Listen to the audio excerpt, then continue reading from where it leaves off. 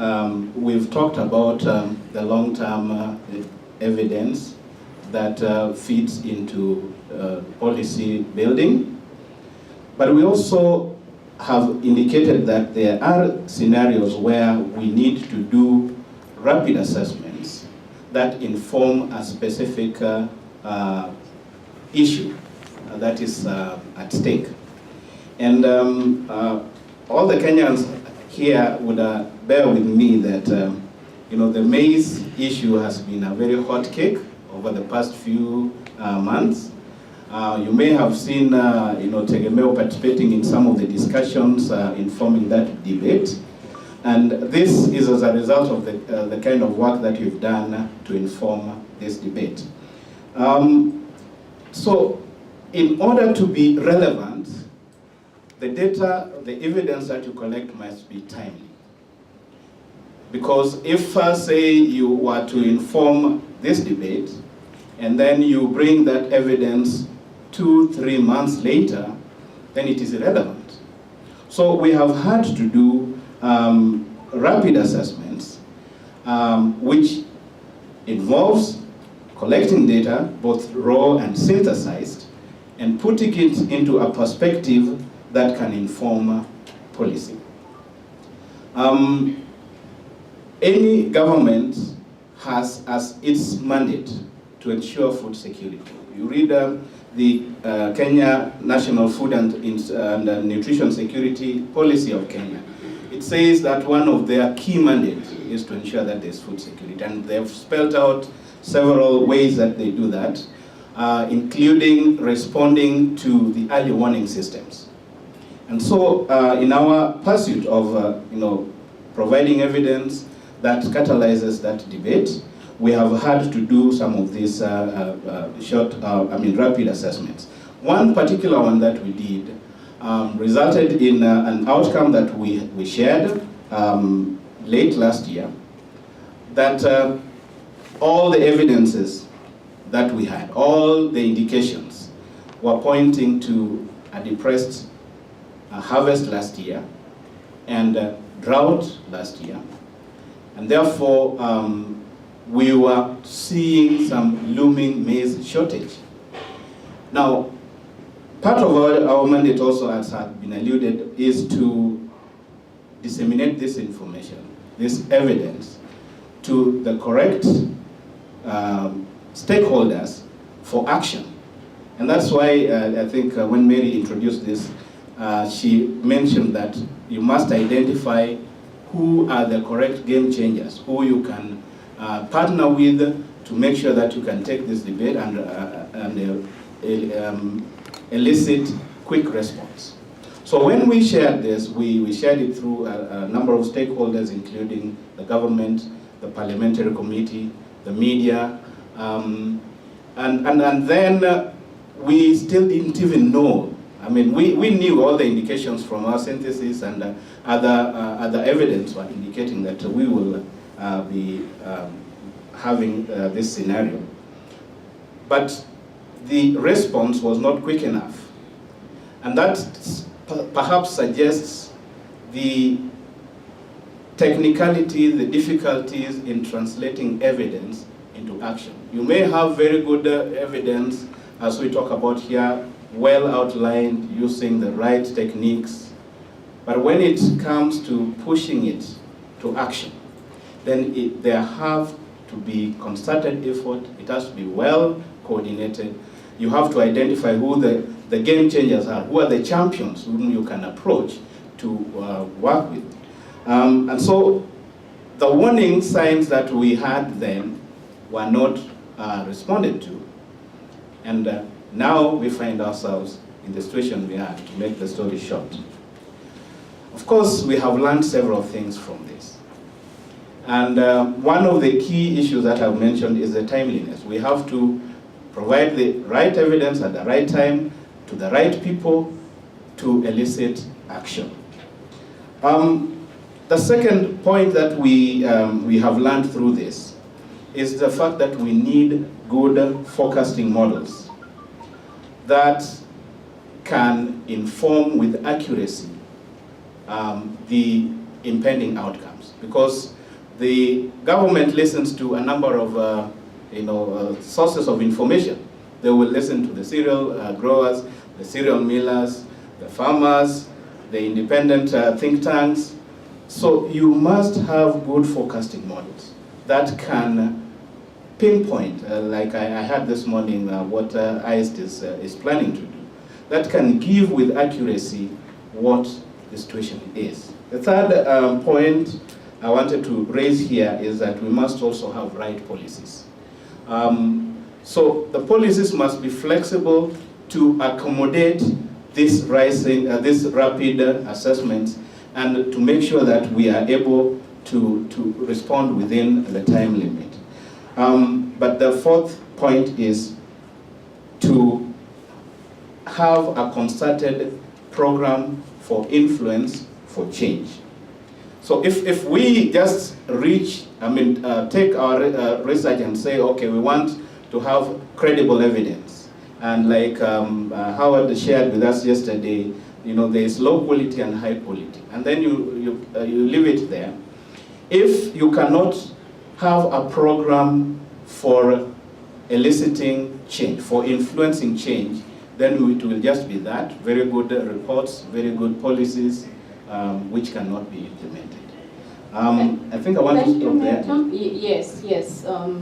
That's a very important case that we are continuing to inform. It's very challenging because, like we have said, one of the challenges is that policies are more often than not informed by politics, particularly in the area of major, a food commodity for Kenya, maize, is very political. And therefore, sometimes you have the evidence, you have it very clear, but the decisions that are taken are sometimes informed by other reasons. And again, this is a conversation that we would like to have. How can we do this? How can we achieve this?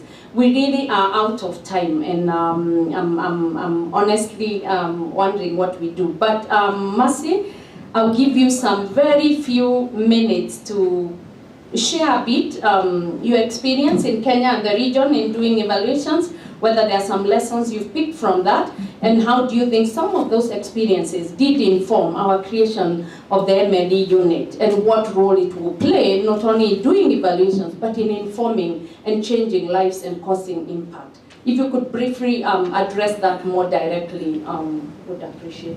Thank you, Mary, for creating an evaluation unit, measurement, learning and evaluation unit, in recognition of the need in the agricultural sector, and so tapping onto her skills and capacity in rigorous evaluation, in rigorous research and analysis, and her wide reach to decision makers, decided with the help of good partners to form the measurement, that unit which I work in. So what we went out in that period, just trying to understand what's going on in the agricultural sector. And there are several things that were found out. We did a survey sometimes in 2013, and we found that the value proposition from M&E departments or M&E people is lacking, the value proposition. So if you do an evaluation of what is the value, what is it that you're bringing on the table in your organization, so that how will it help if they provide funds or if they provide input into that? What will you give in return? How much better will you improve the organizations or the programs that you're working in? And then few programs or projects have robust, theories of change or impact pathways, just showing how we're introducing this program. Let's say it's a government or it's an organization. We're introducing this program or this intervention, and this is the way that we think the change will occur. Just so that you have thought through just to show that you have thought through what it is that you're proposing. And then, so evaluations are not always planned for, they are hardly ever planned for. Just to give you some insight, in Kenya we don't have an M&E policy yet. We have a draft that's been proposed. And also, so we have the National Integrated Monitoring and Evaluation System, but that's mainly a monitoring system. So hardly ever, we don't have evaluations of cattle. We do have, but those are mainly demanded maybe by a donor or somebody else. But the government itself, other than the Auditor General checking how the money was used, hardly ever, checks on the outcomes of the various interventions. And so you can imagine where we are in Kenya, but the good thing is that those are the indications that we're getting to the point where we're saying we want to learn, we want to look at what we have invested in, and then trying to see the outcomes from that. And that is the situation in the region. So for that reason, we don't have adequate resources allocated to M&E departments or to evaluations, which could provide the evidence that's required to make better investments as governments or as organizations. And I think that was a big opportunity for Tegemeo, and an opportunity where we can come in and provide the best of ourselves, which is what we have been doing in policy. So what Tegemeo did, formed the M&E unit, but also expanded the suite of activities in M&E that we are undertaking. Previously, you'd find us at the end being consulted, asked, could you do an impact evaluation on this? And then you go and find there's no data or there's no theory of change. We also did a lot of baselines and all that, but we find now that we are saying we want to be, and we build capacity and we continue to do that and build the system for that, to be involved right from the beginning, at the design stage, because I think that's where many things may be going wrong in terms of outcomes. So we'd like to be involved in designing, helping design, partnering in the design of the interventions, development interventions. So we got a lot of information, this clear understanding of M&E during that survey. There's a negative attitude, evaluations are poor, they are too technical, the reports, we don't get high caliber evaluators bidding for or expressing interest to undertake evaluations, and then the evaluators would say, even if you bid for a job, you're sure you won't get it because they are vested interest in those who hold the resources. So Tegemeo just coming in and saying we want to be there.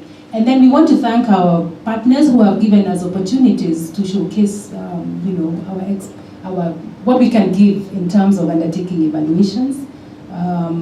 David being one of them when he was at AGRA, this idea about evaluating the interventions by AGRA using rigorous methods. So Mary, I know there's not enough time, but just to say that we have the unit at Tegemeo for programs, interventions, in addition to the policy research, which are government intentions and government actions. But we have investments which really are the ones that really impact on people's lives. I think it's fine, Mercy. Let me just open it. Organizers, you give me some 5 minutes for some interventions, evidence to policy, to practice, to action. What are your experiences? What can we do to ensure that this research evidence is not with us, it's not only in journal papers, it's not in our shelves, but it gets to be used?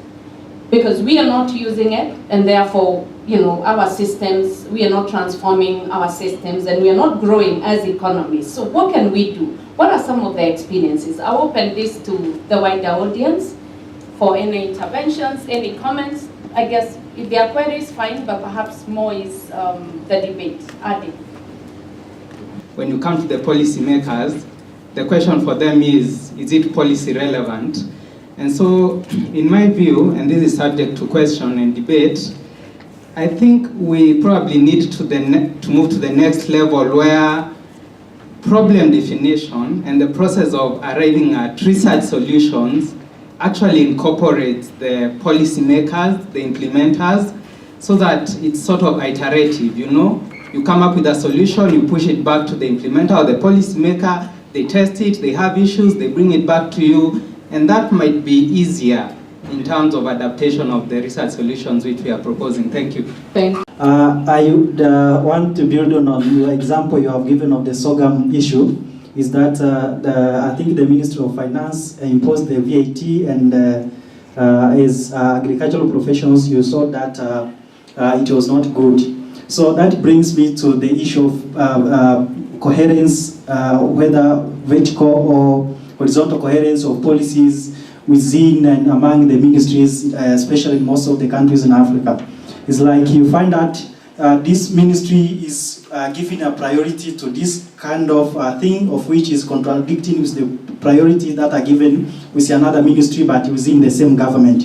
So as a policy institute, how are you dealing with that issue of policy misalignment in governments? Thank you. First, I would like to really appreciate the work of our researchers in the country, and more so with the view of Tegemeo in Kenya. Secondly, I would like also to kind of dispel this notion that some of these policymakers are not listening to the researchers. And I think it's very clear from what Dr. Lillian mentioned that in Kenya, for example, there's not uptake of research findings.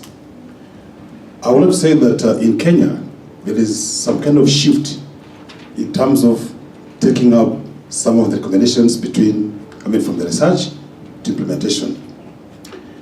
However, there is need for us to really strengthen that linkage between the researchers, the universities, and the policymakers.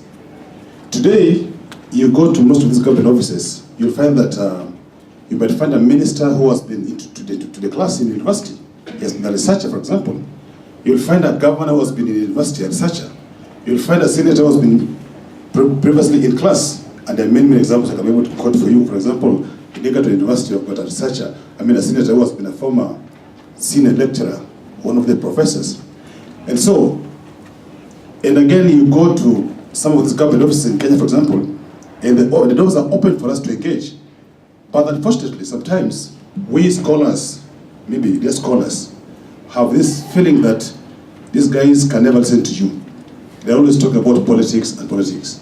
In my view, the doors are open for us to engage them one-on-one. How often do you go and call them in the offices? How often do you leave your university class or your research, wherever, to go and look for them in the offices? Thank you for that intervention. That yes, the doors are open, let's reach out to them. Exactly. Let me just finish. For example, in this forum, I don't know how many of these policymakers were invited. I may be one of those who has been a silent listener here, but yet a policymaker in one of the areas. And I've been able to learn so much from this discussion today. But I look around, I look like I'm the only one. I'm the only one actually. But I know that from this forum, I believe that I'll be able to influence my colleagues, because basically I'm the chairman of all the 47 ministers for agriculture in Kenya. I'll share with them about this evidence to action. How I wish that, for example, that some of us who are here, given those powerful papers, can be able to present them to these fellows, and particularly when they make their budgets, when they make their policies, when they make their bills, so that they can be able to really do what really works. It is true that, for example, in Kenya and other countries in Africa, a lot of money is spent into what does it work? So many billions of dollars. So personally, I would like to recommend that there's need for more engagement between the policymakers and the scholars, and more so the researchers, and more so evidence, because all of us look for evidence. I can give you very many examples, but for the purpose of this forum, I'll stop there. To be listening. My take on that is that we need to keep knocking that door. Yeah. So we need to keep knocking that door, and also through the partnership that we're creating, through the various evidences that are not just us, but other institutions are generating, we need to kind of demonstrate to the government. So one of the key things is that even the interventions, not just by government, by civil society and NGOs working with farmers, if we can convince those guys to try to demonstrate that by targeting these subsidies in a certain way, we can lead to greater impact, and we actually keep bringing this out and shouting it at the top of the mountain. At some point, I believe the door will start opening. Thank you. So consistency and objectivity at it, and I can add maybe one point there, Tim. One time in 2000, the issue of subsidy, very complicated. We were partnering with Futures Agriculture, and we were sharing the issues of subsidy. And then the issue was like, government should not be in the business of this, you know, budgetary allocations, we don't have that kind of money. It was the time Malawi was the hype about Malawi subsidy. And the current deputy president was the minister for agriculture then, and he was in that meeting and he said, we hear you, but could you sometimes make your recommendations politically correct, you know? And so the big question for us as evaluators, as researchers, is there a way, is there a middle ground? Can there be a win-win? That he continues to enjoy the goodwill from the citizenry that vote for him, but also, you know, we don't distort the market. So perhaps those are middle grounds that as researchers and evaluators we have sometimes to go beyond the call of nature and think, you know, what's a win-win situation in this case? If we can also be able to evaluate further, look at the political economy like Tim has said, and we're thinking who are the winners, who are the losers, and is there a way that we can compensate for those who are losing to ensure that politicians or policymakers, sometimes I don't know the difference there, they can still buy what we are saying and feel that they are safe in what they do. We'll move this next to, I think I'll change the order a bit. I'll move to Dr. Ayeko, who will share to us a bit, Ayeko, as you share your own, you know, the role of quick, rapid information, because like somebody said, the government cannot wait for an RCT for 3 years to get this feedback. They have decisions that they have to make today. So what do we as evaluators, as researchers, how do we respond to some of those without being quick and dirty, as my professor would say? So really, what is the role of that, and what is your experience in reaching out on those issues? Thank you very much. I want to start by saying that Tegemeo is known for providing credible evidence and knowledge. At what point do you start engaging the policymakers? Is it at the point of research design? Is it at the point where you start the project, or is it the time when the project is in midterm? Because we sat together, especially working with the ministry, and agreed this is the issue and it needs to be tackled, and now we brought in our expertise on how to tackle the issue. So some of that happens. Others, sadly to say, we engage them once we have the evidence, and now we are outreaching or disseminating. But I think for us, there's a whole continuum from engaging them at the start and somewhere in the middle. So. Thank you, Lillian. I think I will just comment on appearing before policymakers with a document or with recommendations. So we need to engage them. We need to involve them right from the beginning, or other users of the, if you anticipate that so-and-so will be a user of your information, then we can engage them right from the beginning, involve them in the discussion, involve them in problem identification, as someone has intervened there. And so we can ensure that they can pick that. And those are some of the lessons that we have learned. In the SOGAM case study, there were people ready to pick that and go with it while we produced the evidence.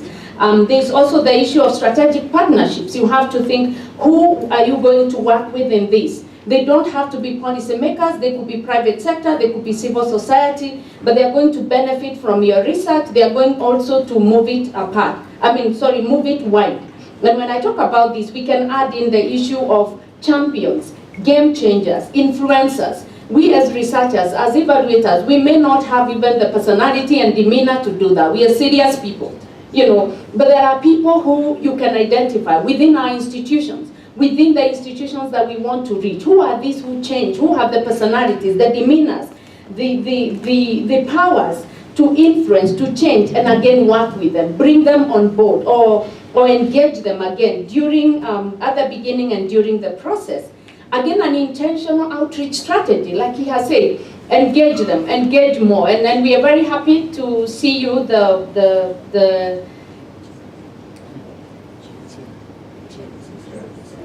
chair of the CECs of agriculture in the 47 counties. That's a very strategic office to engage. So you engage them more and with an intentional outreach strategy and advocacy to ensure that this is our information, our evidence is used. Milton has shared about the drought, timeliness. You know, some information will expire. If you keep it long, it will not be useful next time. So ensuring that we can get out our evidence very quickly, our data very quickly, and get it out immediately. Look for those channels so that it's useful at that moment, because when you come later, it will be too late or they have already sorted their problems. Again, I couldn't emphasize the issues of consistency and objectivity, because then policymakers, sometimes there is the issue of, you are an outsider, and within the ministries, within policymakers, then they know each other, and this is an outsider giving this information. Sometimes there is no trust. How can we ensure that there is trust? That they can trust the evidence we are giving? Then we have to be consistent, we have to be objective. More engagement, we can never go wrong with that one. Packaging is very important. How do we package our information? As technical people, sometimes we package them in a very technical way, but we need to simplify it in a way that they can understand. Create scenarios that you're saying, if you go this way, you get to point A. If you go this way, you get to point B. So that they have an option. They can see which way and the consequences of whatever actions they take. And so really coming into the core of saying, how do we continue to move this? And there are those lessons that we have learned. I'm sure you have learned several in your areas. And I hope this is a conversation that we will continue, that they are impacting our nations, they are impacting Africa. Spend a little more time, perhaps not as much engagement. Thank you. At Tegemeo, we also do another one. Where is Sylvia? We flower people. Let's flower them. Programs and aiming to inform the discourse in policy, and at best influence policy direction. And I must say we have achieved some things. There are some challenges, there are some lessons, which is what we'd like to share this afternoon, and then just open a conversation. Good afternoon. Thank you, Mary, for that introduction. We are here to talk about evidence to action. And as you see, I have a team of colleagues here, and I want, in my case, to lay the foundation of how we get that evidence. So this afternoon, I'll speak about how Tegemeo plays a role in generating evidence, and not just generating, but sharing it. And I'll speak also concerning the challenges and the opportunities we have in that area, and then my colleagues will pick up from there. As I have mentioned, Tegemeo's role in what we are speaking about today is mainly in generating evidence. And we generate that evidence, one, using long-term data. We have household panel data that spans from 2000 to 2010, data that's rich, reliable, and I'm sure it is a unique data set that is hard to find anywhere else in this region. And I'm sure some of you have interacted with that data. And for us to be able to inform on long-term issues in Kenya in particular, on indicators such as productivity, commercialization, input use and access to information, and issues on subsidies, commercialization, we have used this data set because it gives us information over a long period of time, and it's been very useful generating evidence that as a nation we can use, and we have interacted with the Ministry of Agriculture, who are a big client in this. So when we talk about evidence to action, data is so critical, and we have seen value in this long-term data that speaks about what are the trends and patterns in all in these indicators that I have mentioned. But we have not relied entirely on that data alone. We also collect short-term data, or we have short-term targeted surveys looking at specific issues. For instance, it could be a situation like we're experiencing this time on food insecurity, and we carry out food situation assessment. We also collect data on cost of production to be able to inform on annual changes in those costs of production. Value chain studies, specific studies like on crop insurance. And we've been also involved lately in what's happening in the area of devolution. We study how the budgets allocation are at the county levels, and try to understand the constraints and the opportunities in the devolution process. So our gathering of evidence is both short-term and long-term. And we found value in that to be able to influence policy in Kenya and share that information for policy and action. But in generating this information, I'd like to say we have seen use or the value in having partnerships and collaboration. So it's not been only Tegemeo generating that data, but we have a case of co-production of evidence. But generating evidence is not enough. We have put in mechanisms to share that rich and credible data through many intentional outreach meetings, and we've been able to to share this evidence with decision makers, with different stakeholders, including yourselves, and mainly our key stakeholders, the Ministry of Agriculture, the Parliamentary Committee on Agriculture, the donors, the farmers, the private sector. We have shared that in different forums. And the aim of this, because we are generators and synthesizers of the information, would like other people to take it from where we have left it so that it can influence change in policy and in practice. We have also shared that information in forums, perhaps not just the workshop or the breakfast meeting, with media, so that we can have a wider audience getting access to that information. This morning we had a successful media press statement brief, where we're discussing the food situation in Kenya. We are hearing different voices saying different things, but we wanted to share evidence and see how that evidence can be put into action, even as we are thinking about food security. But in sharing this evidence, two things that have been important for us is engaging continuously and persistently so that we keep that information alive. We keep it in the debate so that we enhance the uptake of information. For instance, what we were sharing today, some of that we generated last year and we shared, and we are still going to share issues on food security. So we keep the debates alive by being consistent in engaging the people that need the information we generate. We've also been consistent and objective in our messaging. So as Tegemeo, and I believe as people also in that realm where you're generating evidence, it's important that that evidence translates into action. And we have cases where the evidence that we have generated has been useful.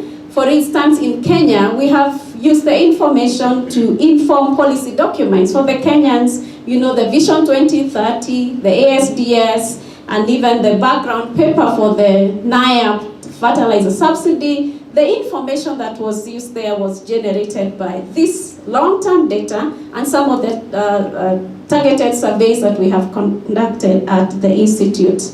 And also we have had impact in informing government responses to issues in the ag sector. For Kenyans, again, there have been issues on VAT on inputs, and we have done analysis to show the impact of that. You remember, I think 3 years ago, we had a case of excise tax on sorghum. Again, we did studies to show how that tax on beer would affect the farmers that are contracted to grow sorghum. And that informed even the Alcoholics and Drinks Control Act that came into, that was signed in 2015. So we continue to inform policy also in terms of pricing of maize. And in this case, we provide cost of production data that shows how that cost of production varies across different production systems. So that data gets used in informing what the government pricing policy is going to be. So we have been at the center of providing that information locally. But quickly, regionally also, we have partnered with other institutions in the region. We belong to a network of Agricultural Policy Research Institute, RINAPRI, And in there we have also provided data that has been used to inform on regional outlooks for different commodities. For example, maize, wheat, and soon sugar will be on the table as well. So I'd like to say that the data that we have generated has indeed influenced policy in Kenya. But quickly, this data that, especially the long-term data, the panel data, is publicly available. So it's widely, thank you, it's widely available, and some of you have used that information to generate background papers for other work, and also for your academic work. We have shared it with students doing PhDs, masters, locally and globally. So that data has been used to create evidence beyond here in Kenya, and we are happy to mention that. I think in terms of opportunities, maybe I'd be repeating myself to say that, in saying that good quality data that's publicly and widely available is a great opportunity for us as an institute to move from evidence to action, as different people use it to provide that evidence. Objectivity in analysis and dissemination, and partnership and collaborations in gathering that evidence and sharing the same. Again, I think as an institute, it is important that we have the convening power that brings together stakeholders that take this information even beyond a forum like this. They take it further into policy and to practice. So that convening power has been a great opportunity. Thank you. Of course, there are challenges. Linian, let me ask you, you've Yes. been doing a great job. I think you're laying the background, and I would ask the other panelists that they can pick some of the aspects that you've spoken and take them a little further by identifying particular evidence and how we move that. And before I leave you, I want to ask you one that you did mention. You talked about the sorghum. This, for those who are in Kenya, sorghum is one of the crops that are grown in some of the, how would I call them, the low rainfall areas, and so very important for food security and income for those regions. And they had been relying on sorghum, but there is a sorghum-made beer that was enjoying no excise duty. And one time, for the government to make some money, they put back the excise duty on sorghum-made beer. That affected the beer maker, and he cancelled like 200,000 contracts with small-scale farmers. And so the question was, while we were not supporting the beer maker, you know, the Kenya breweries and so forth, we cared about about sorghum beer, and how did we get the government to review that excise duty? Very short, please. Thank you. I think the interest in looking at the farmers, we've been dealing with, as I've said, household level data. We understand issues of productivity so for these farmers in the low potential areas, we know sorghum is a critical crop. And we engaged with partners. I think that's the role of partnerships here. We came together with the Cereal Growers Association, the EAGC, and agreed that there could be value in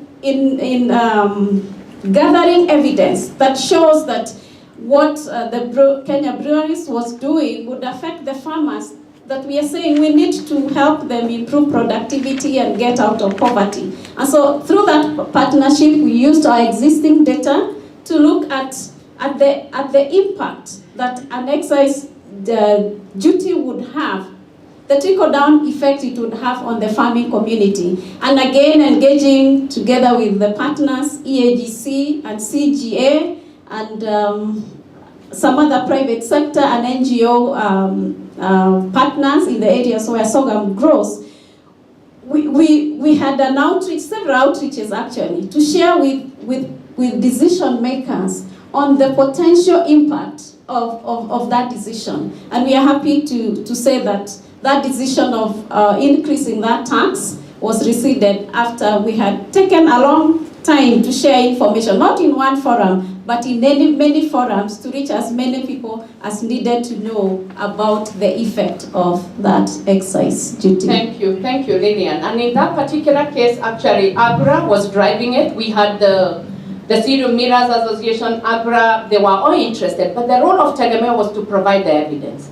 They actually convened a high-level meeting that was opened by the CS or the PS, Ministry of Agriculture, and that conversation was lifted up. Our work was to provide evidence, but we had people that were picking this up to take it forward. So thank you, Lillian, for that. One of the other issues that you've talked about long-term, I must say here that a very quoted phrase by everyone in Kenya, that the average age of a farmer is 60 years. It came from us, and now everyone talks about it.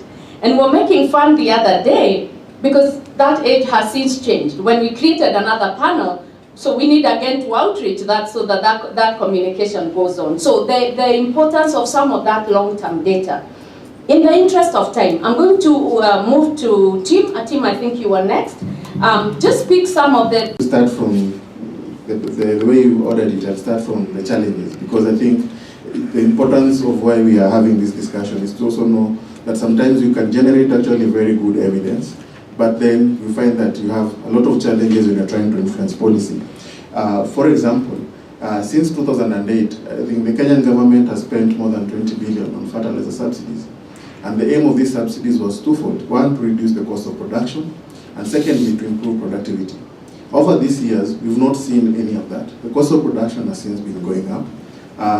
Productivity has more or less stagnated. We've had some evidence, for example, that showed, I actually did the presentation on that yesterday, that there is a lot of gains by having niche varieties for specific areas. Some of these areas have been neglected by the major seed companies, including, for example, in our case, we know that the major seed company is a public sector company, and they have been overlooking specific areas. So one of the things that we did when we were doing this particular project was to do soil testing.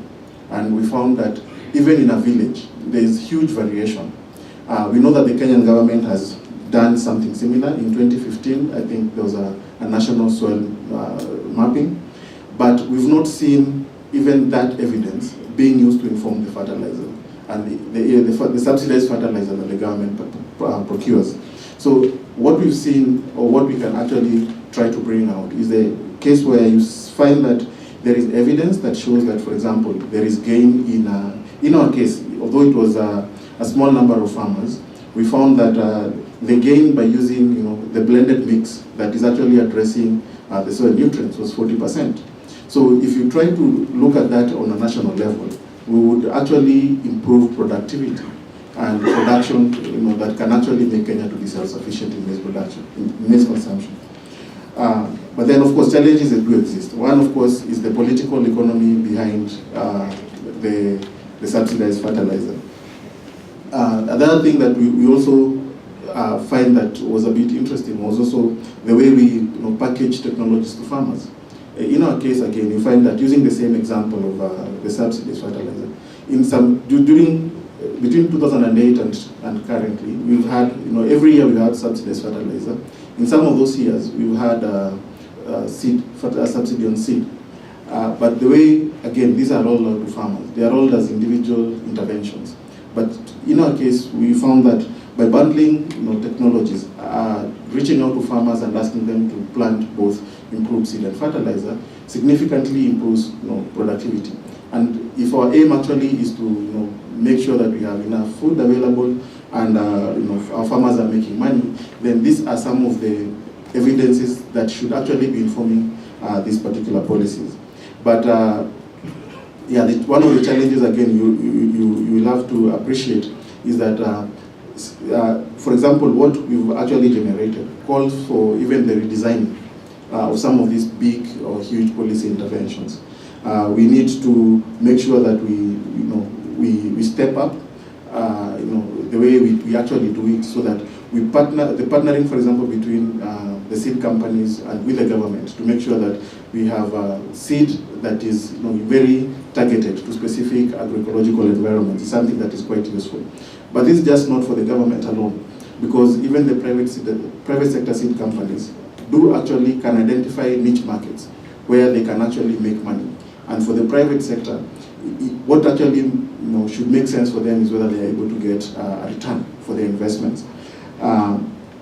So we are, like in the example I gave earlier, the outreach was not just to the government, but also to private seed companies and even the government, that is Kenya Seed, that the varieties that are promoted, there is need to kind of come a little bit down so that you're not just focusing on the high potential areas alone, but you're also looking at other areas where provide opportunities for improving production. But then basically what it means at the bottom line is that the government's role in provision of public good and research being one of the public good that the government should be investing in is very critical. Small seed companies, for example, cannot develop, it's very expensive to start developing breeds from the parent material to commercial level. So if the government provides investments in the public sector research, whereby they can be developing the parent material for the private sector seed companies to run away with and commercialize that, then that kind of helps bridge the gap. So there is also, I think as Lina has mentioned, there is also need to improve targeting. One of the challenges with, for example, the generalized fertilizer subsidy has been the targeting. So what happens is that people who are not do not need that subsidy in the first place, end up being the biggest beneficiaries of those subsidies.